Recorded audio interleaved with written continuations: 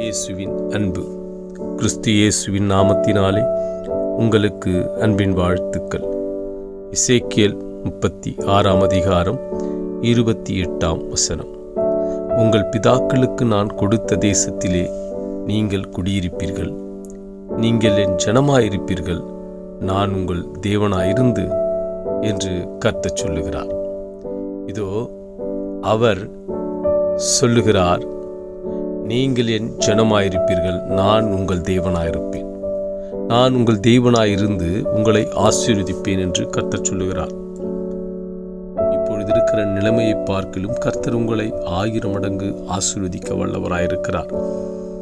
நீங்க இருதயத்தில் சொல்லிக் கொள்ளலாம், ஆண்டவரே, இவ்வளவு பெரிய தேசத்திலே நான் குடியிருக்க ஒரு வீடு இல்லையே, எனக்கென்று தனி இடமில்லையே என்று புலம்புகிறதை கர்த்தர் அறிவார்.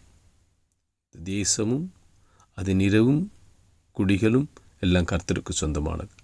அப்போ அவருடைய பிள்ளைகளாகிய நாம் ஒன்றுக்கும் கலங்காதபடி இதோ தைரியமாயிருங்கள், கர்த்தர் உங்களோடு கூட இருக்கிறார்.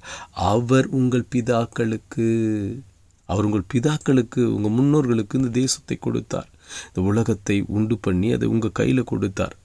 ஆனாலும் அதை இழந்து போய் இப்பொழுது நீங்கள் உங்கள் நிலைமை வேறே விதமாய் இருந்தாலும் கர்த்தர் சொல்றாரு, உங்கள் பிதாக்களுக்கு நான் கொடுத்த தேசத்திலே நீங்கள் குடியிருப்பீர்கள், தேசத்தை ஆண்டு கொள்ளுவீர்கள்.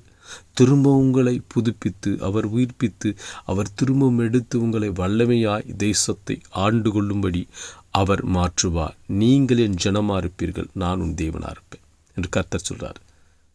அப்போ கர்த்தனம் பட்சத்தில் இருக்கும்போது நம்ம ஒன்றுக்கும் கலக்காதபடிக்கு, ஒன்றுக்கும் பயப்படாதபடி சந்தோஷமாயிருங்கள். கர்த்தர் சகலத்தையும் நன்மைக்கு ஏதுவாய் செய்து உங்கள் தலையை உயர்த்த வல்லவராயிருக்கிறார். ஆமேன்.